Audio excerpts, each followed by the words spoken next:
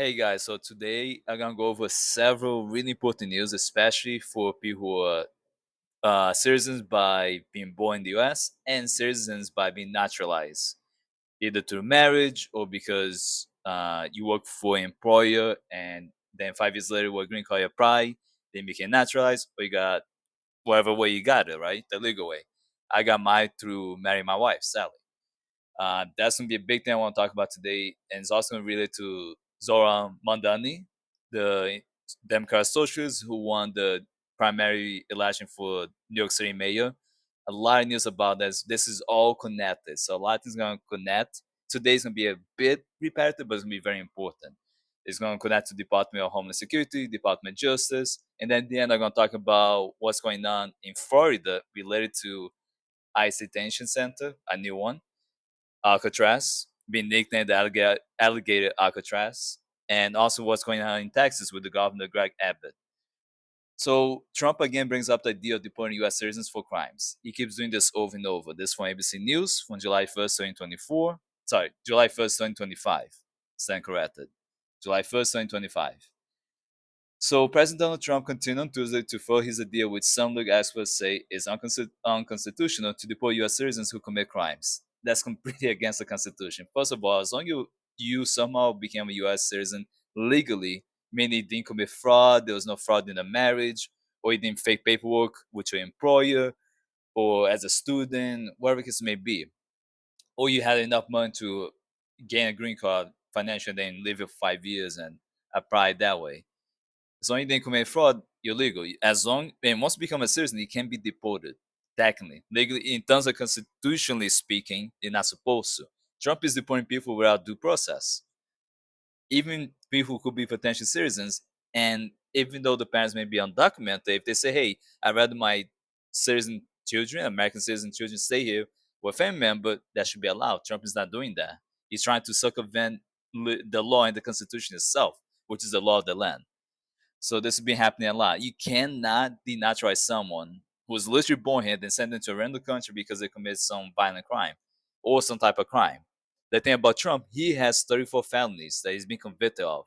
So he himself should be deported then, right? According to his own logic. So this is basically what he's been trying to do. He's trying to find a way to circumvent this without due process on top of that. So they are not new to our country. This is what Trump is saying. They're old to our country. Many of them were born in our country. I think we ought to get them the hell out of here too. If you want to know the truth, he said, so maybe that would be the next job. The thing is, this would backfire on Trump and anyone that was a naturalizer born here who commits crime. It doesn't make sense. You have someone who really wants vengeance against Trump, and they become president. They could go after him or whatever case may be, or someone betray him in his own administration and try to twist things around on him. It's very possible for that to happen. So the proposal came weeks after Assistant Attorney General Shamute, a Trump appointee, released a memo giving U.S. attorneys wide discretion to decide when to pursue the denaturalization process to advance the administration's policy objectives. Complete against the Constitution, but who cares about the Constitution when Trump doesn't listen to it? And U.S. Supreme Court the U.S. Supreme Court doesn't care because the U.S. Supreme Court justices have done nothing to stop Trump, not even a little bit. And technically, what he's doing is committing human trafficking, like literally kidnapping people, trafficking them to, and then send them to another country to become either sex slaves or labor slavers. You know, they will become some type of slave, either forced to do servitude, heavy labor, or being raped every day. It's a big issue, and that's literally happening, and that's really not right to do. So legal experts have warned that Trump's proposals are unconstitutional. We know this already, claiming they violate the Eighth Amendment, which prohibits cruel and unusual punishment. I think most of us know the Eighth Amendment that's been talked about for for centuries already in the U.S. for at least over 200 years, practically. And not just talking about the U.S. In general, the concept of cruel and unusual punishment has been talked about for centuries. That's why some countries have been trying to find ways to not be so cruel and unusual with the style of punishment someone. It's just that the U.S. has an amendment about it, and that has been utilized for decades to prevent abuse of government power. That's the whole point. So you have checks and balances. So if someone's a naturalized citizen, such as me, there could be an effort to denaturalize that person and deport them. But why? How would you do this? How would you even be able to prove without due process? Trump doesn't allow due process. He's not doing the right thing.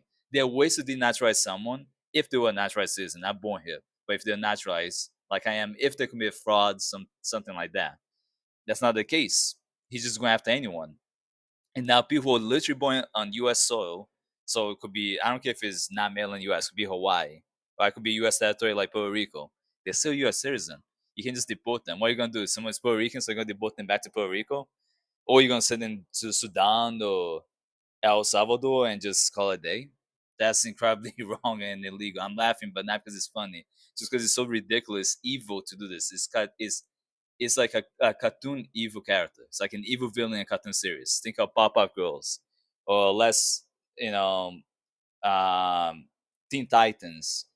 It's very cartoony to do this. Or even anime. We can talk about anime too. My Hero Academia, or we can go, something very much like that. Or we can talk about Disney and Marvel, at least more the cartoon versions of it.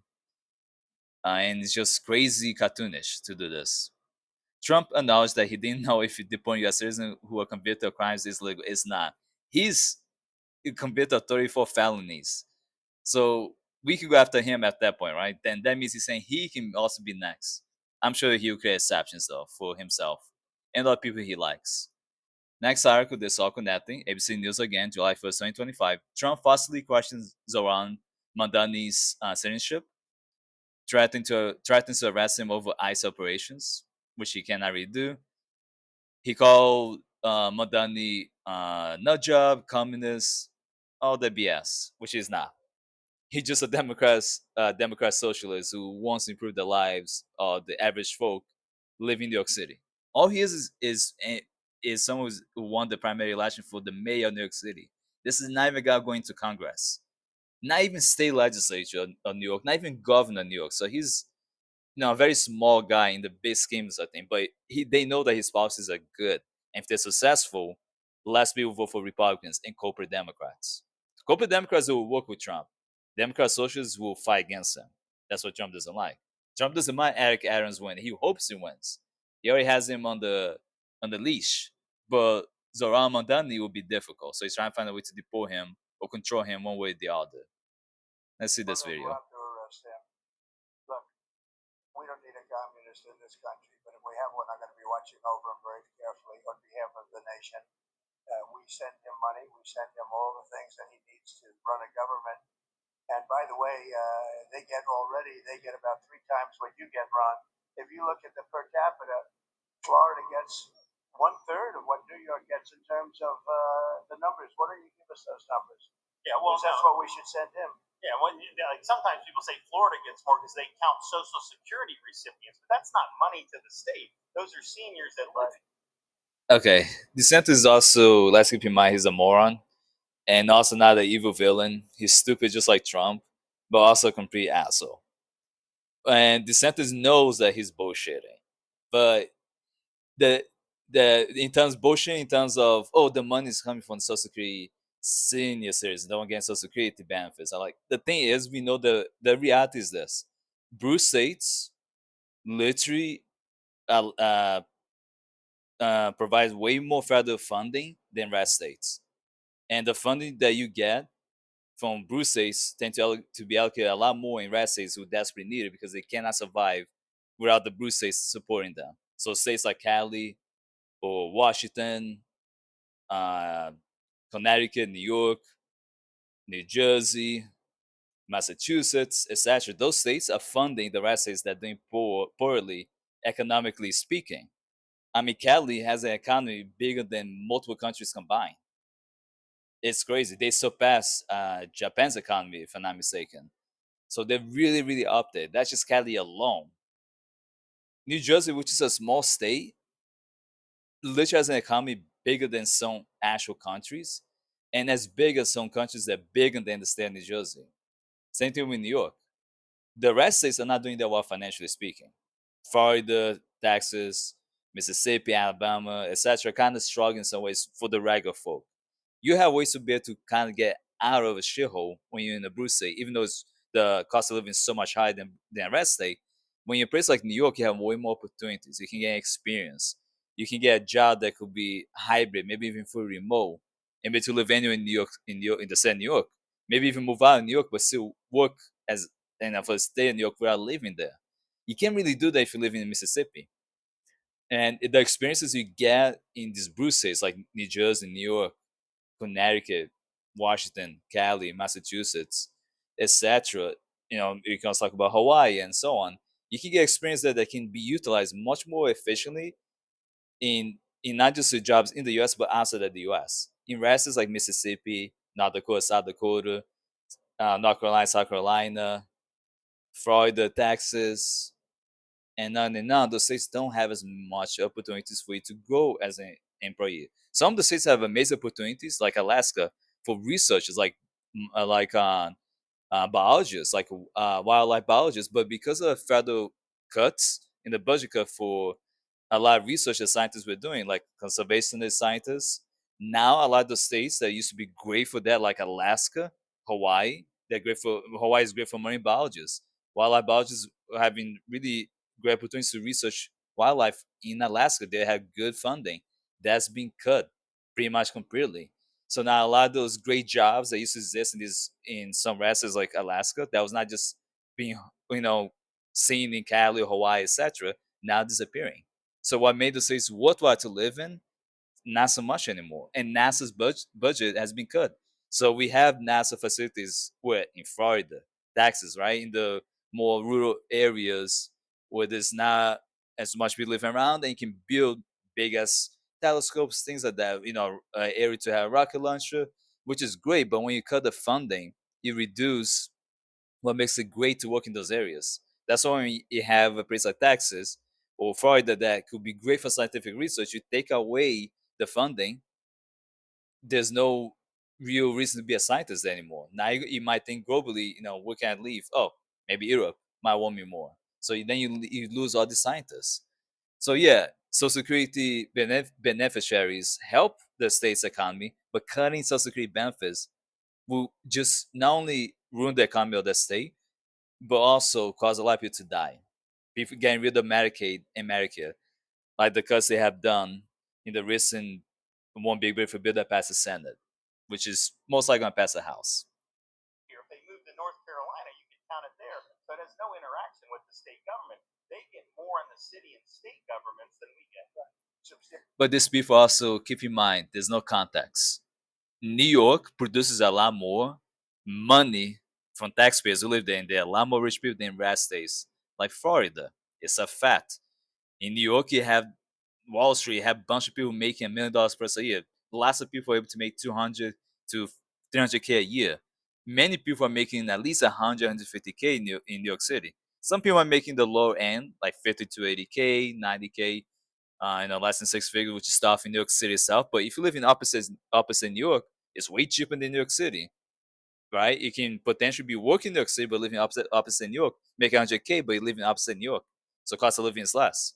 You got to think like that too, and you produce still a lot more for the economy, because you pay a lot more as a taxpayer because of the amount of money you're making per year, right? You help be able to fund these states that do not produce much for the economy. Potentially, we're going to be watching that very carefully. And a lot of people are saying he's here illegally. That's not true. Mamdani is being a naturalized citizen since at least 2008. So it's completely true. Trump just lying to for his constituents, so either they'll do something themselves directly, or he will have an excuse and nobody's gonna fight against him. He wants to keep the MAGA folks, happy. We're going to look at everything, and ideally, it's going to turn out to be much less than a communist. But right now, he's a communist. That's not a socialist. He's also wrong about that. Like I said before, Mondani is a Democrat socialist like me. He's not a communist. Not that I have something against communism, but I don't think communism really works. Unfortunately for humanity, I don't think we ever allow communism to really work properly as it could potentially. I think socialism is the best economy style we can have. It's the best type of way to run a society, a social society. A capitalist society is great for the rich and the wealthy, right? It's great for people who are upper class, making 400K plus a year, 300K a year. It's great for them. 300K plus a year. It's good for those people, but for the people who are making less than 100K a year, even 100K, 150K can be difficult depending where you live. It's not so great. Socialism will fix that. Yeah, the people will still be rich, but at least we won't have billionaires. We will have millionaires, but not multi-millionaires and billionaires constantly everywhere. Billionaires would not exist for sure, and things will be settled down, and you have much more control. There'll be more things that privatize and not so privatized anymore. We can privatize at least the first 100 Fortune companies, right? 100 Fortune, 100, like the 100 Fortune companies. We can focus on the first 100, the most, the wealthiest of all companies, and privatize them. So they won't be for profit driven, and we can actually make a society that is for the average folk, not for the wealthy only. And I've always said, we will not have socialism in this country. In the speeches, I say, well, what? They skip socialism. And you get a lot of them like that. Again, not true. Socialism is a good thing. Socialism basically provides a chance for a society that has an economy that's run by the workers.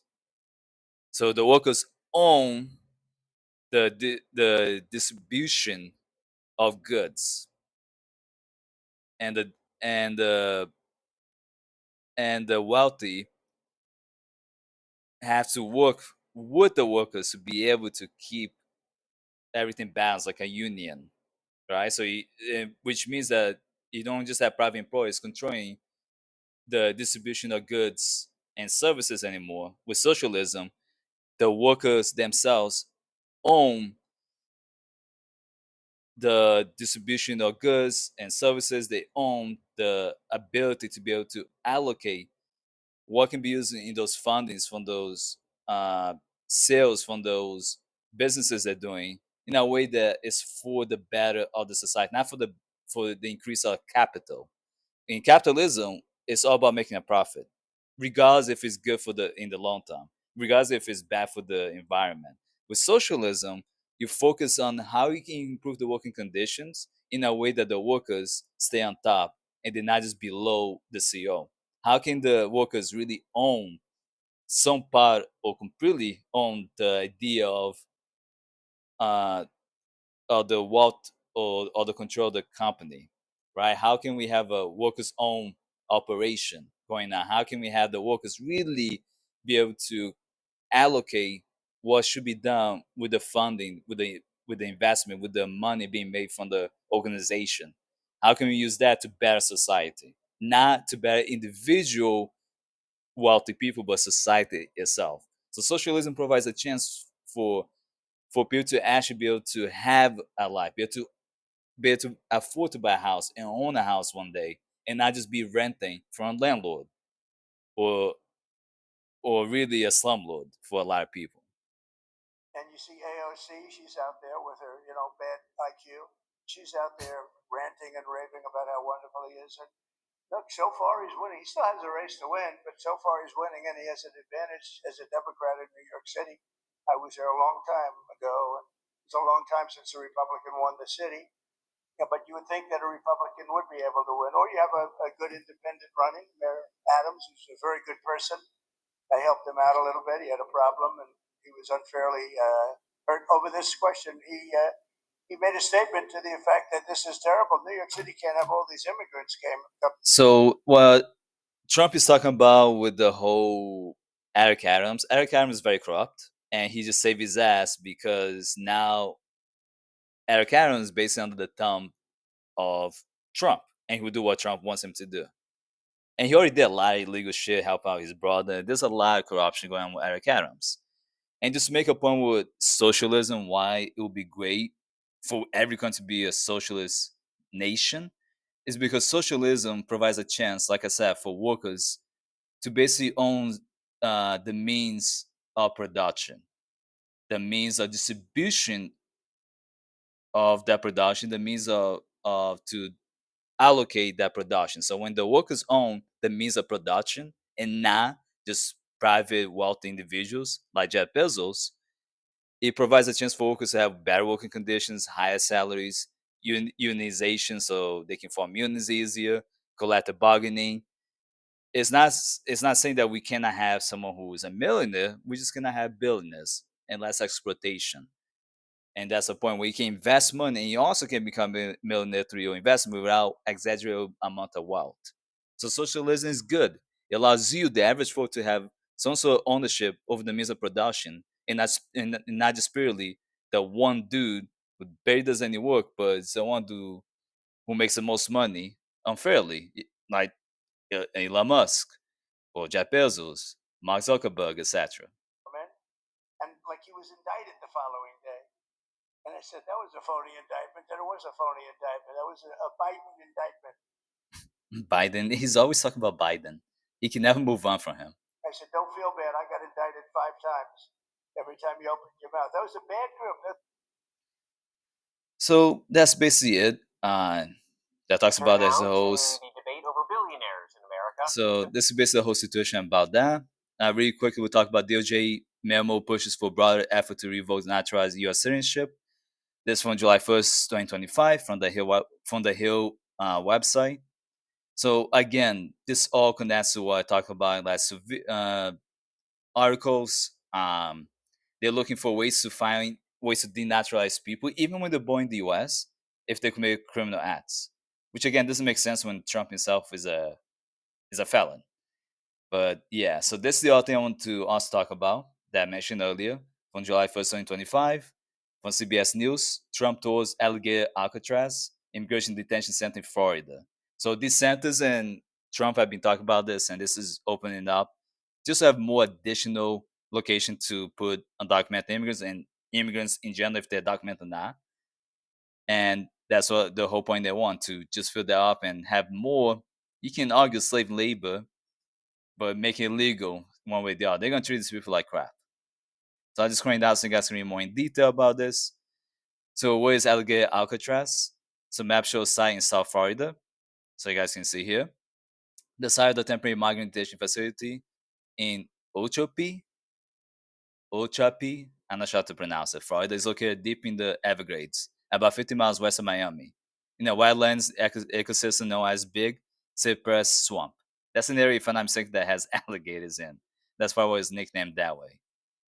Just keep you guys in mind, this is basic concentration camps being created, more obviously in front of us. Whether you're American citizen or not, be careful out there.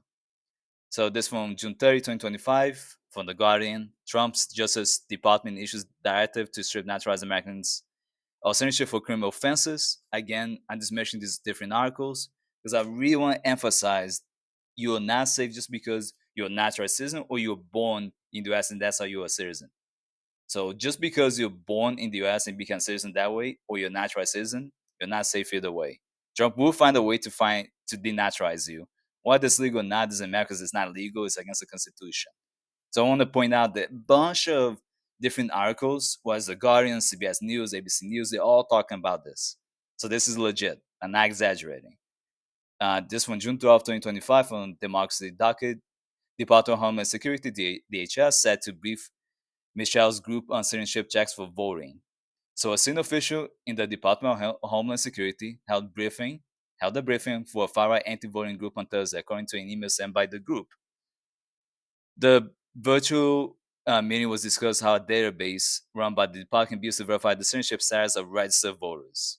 So this could be a tricky situation. This could be used to retaliate against people who don't vote for Republicans and allow the GOP to basically win unfairly by cheating and doing illegal shit in their own state. So we'll see, because it shouldn't be so easy to do this, but we'll find out how that goes. Last thing I want to talk about in June 23rd, 2025, on the Texas Tribunal, Tribune. Sorry about that. I don't want to mispronounce the website. But Governor Greg Abbott vetoes funding for federal summer lunch program for low-income children. There's no good reason to do this.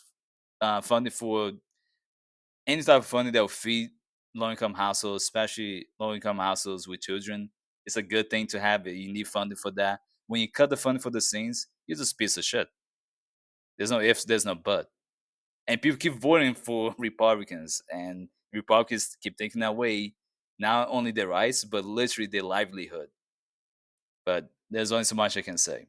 There are a lot of people who vote Republican just because someone has the R next to the name and they rise to Republican, they'll never change their mind. Some people cannot save. That's why I don't focus on them. I focus on the 89 million people, like I said before, who did not vote. And in general, the people who voted, for like Kamala Harris, let's say, or for Obama, or for Bernie Sanders, none of those people vote regularly, right? Who are there to vote in the primary general election. I don't really worry about those people. They're usually educated enough to take the voting rights seriously. I focus on the people who don't. And hopefully all these things I'm talking about pushes, some of you who never voted before, who didn't vote in the election of November 2024, for the federal election for the next president, for people in Congress, in the House and Senate, hopefully this will push you guys to, go out of your way to vote from now on and take it seriously before it's fully taken away from us. So, Abbott, Governor Abbott, has vetoed a $6 million budget measure that will have allowed tax to enter a federal summer lunch program for low-income children. He vetoed the bill.